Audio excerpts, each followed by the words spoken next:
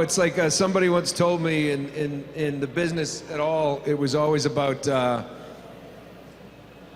you know, you stick around long enough, something good might happen. I mean, what can I say? I mean, it's really been a great ride so far, and I don't plan on being done anytime soon, but I think everything kind of spawned off the Uncharted thing because it became so big. And then, but I was doing Call of Duty before that. I was doing other projects, but that became like a real different type of game. And, you know, and when the cinematic experience that it brought to it, and, you know, they would hate me for saying this, but honest to God, I play Call of Duty. I don't play games, but I've always played Army as a kid. So I play the Call of Duty games, and I hate to say it, but I've never played with myself. You play with yourself all the time. No, I don't know. I mean, it's you know, that was just that character. I've said this before. Nathan Drake, after, you know, I work on him 16 months. That's me with incredible upper body strength. I just can't sustain anything different. So let me ask. So do you guys play games? Do you guys play games? I know this guy plays games because we have many a late night when we play. And no, man, I suck. I'm so bad. I mean, I'm afraid. I played a campaign a couple of times. I went online once, and I think Activision called me and said, "Stop playing. You're embarrassing the franchise." It's just like, yeah, you know what it is. At a certain age, you don't have the time to get the manual dexterity to play the game, like the buttons and the things. It's just like you're driving a car with it. It's just it's an embarrassment sometimes. But what's interesting is that even if you don't play games, well, what's interesting from my perspective is that when I see what you guys each bring to your roles is the fact that you don't play games and you're bringing your experience from stage and from on camera and from television and from just working with other actors and having that sort of reaction, not just acting, but reacting to those situations. That's the realism that we're trying to capture in the game. And I think that what makes the franchise so special is that when I hear your performances, to me, I know it doesn't feel like the same kind of acting that you would normally experience in a film, but for us, and as an audience and as a fan myself, to hear what you guys bring to it, that's as real as it gets for us, for games. And that's what we appreciate as fans. Hey, I gotta tell you, no, when we did the mocap for Call of Dead, right? Black Ops, it was the same. I mean, when I saw the finished product, the trailer, I remember, well, yeah, that's exactly what I did. The hardest part, though, I got to tell you, the hardest part of the motion capture thing was the makeup people afterwards. They want to get the hell out of there. They want to go home, and they're like, they're pulling this crap off your face. And I get in the car, and I'm driving home, and I knew it was hurting when it was happening. But then I look in the rearview mirror, and there's like little red blotches all over my face. They take little pieces of skin off every time. Whack. And by the way, I do play games. What's your favorite game? I think what are you playing right now? You know what? Maybe I'll just listen. Doom, doom, doom, doom, doom, doom, doom, doom, doom, doom, doom, doom. You know that game? It's a little Space Invader guys that go across. What's this Space Invaders thing you speak of? It's called Space Invaders. Space Invaders? You don't know Space Invaders? Space Invaders? Is that a video game? You gotta know Space Invaders! Give me a break! It's the game that started it all.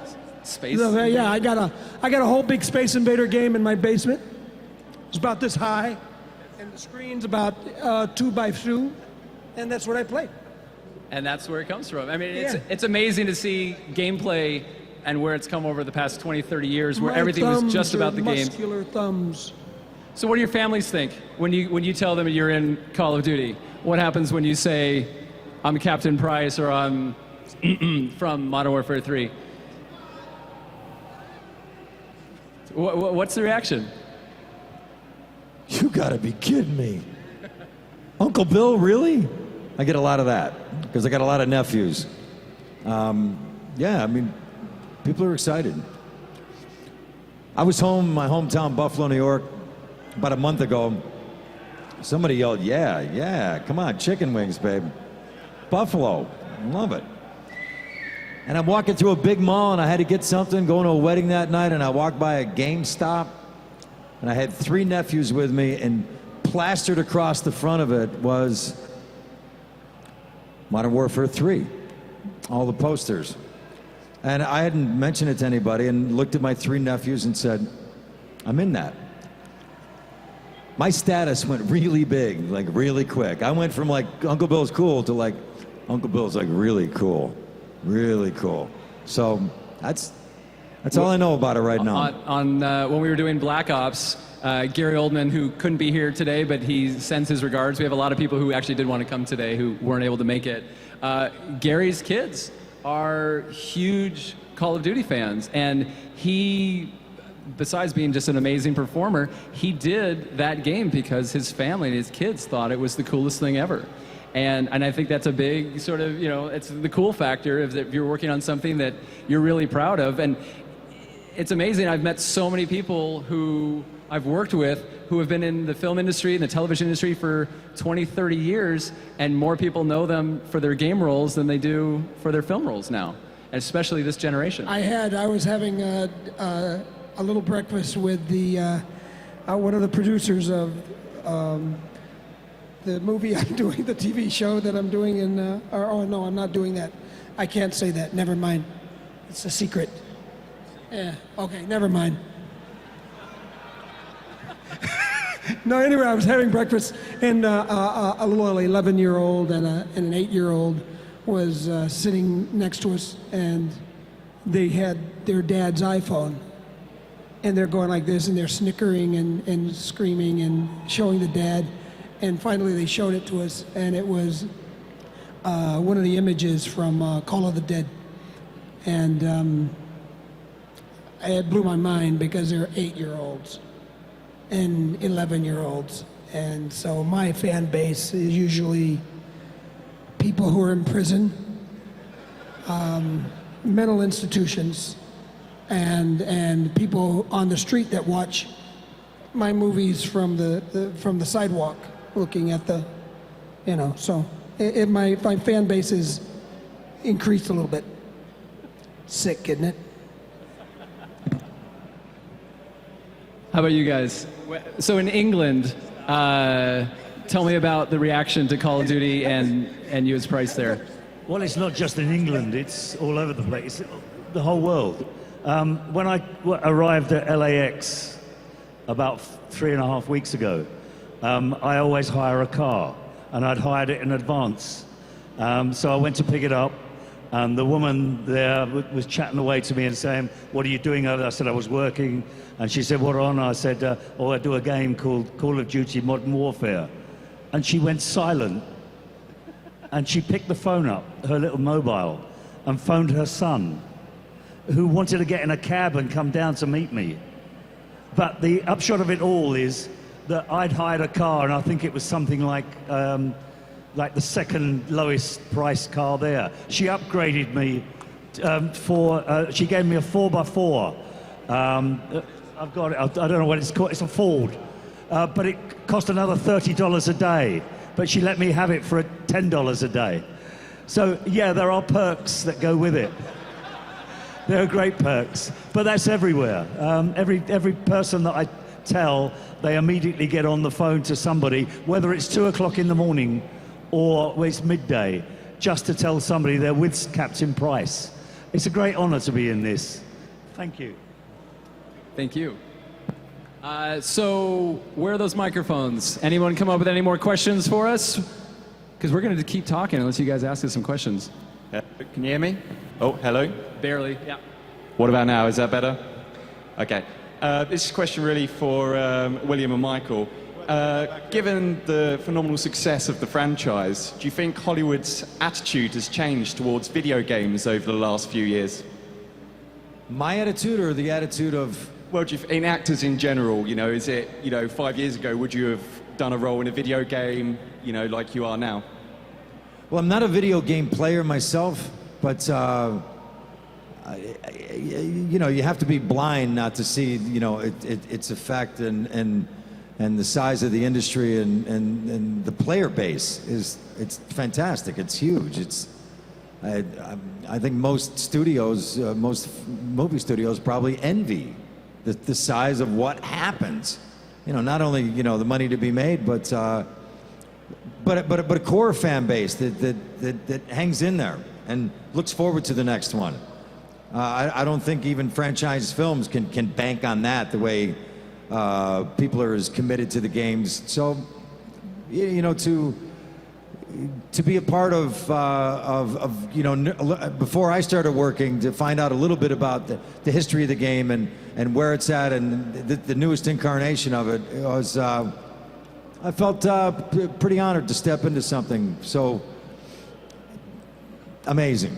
And one thing you should know about this guy, even though he doesn't claim to play video games, he is the most amazing race driver you will see. And there is some footage. If you just YouTube it, Google it, look at this race that he just did just recently. It's just amazing to watch this guy drive a car.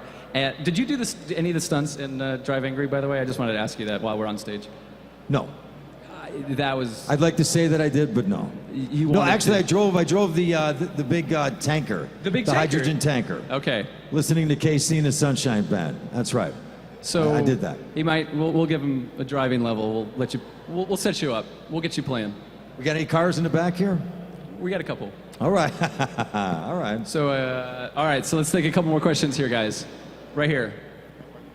Okay. Greetings from Turkey, Istanbul. This is a question for Mr. Murray. What's the difference between doing your job in front of a camera or behind a microphone? I mean, do you add the... I can't hear you. How about now? Is it okay? Yeah. Okay. What's the difference between doing your job in front of a camera or behind a microphone? I mean, do you ad-lib watching your characters' movements or mimics? I'm sorry, did you say do we ad-lib? Is that what you said? Yeah. My main question is, what's the difference between doing your job in front of a camera or behind a microphone? Are there any really big differences? It's not really hard. I mean,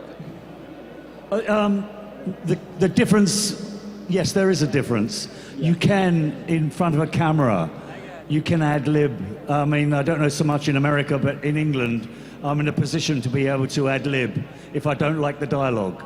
But in a game like this, apart from the fact that they might have an Englishism slightly wrong, and we change it there and then, but we stick to every syllable otherwise.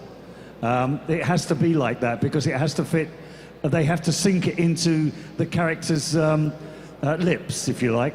It's lip sync.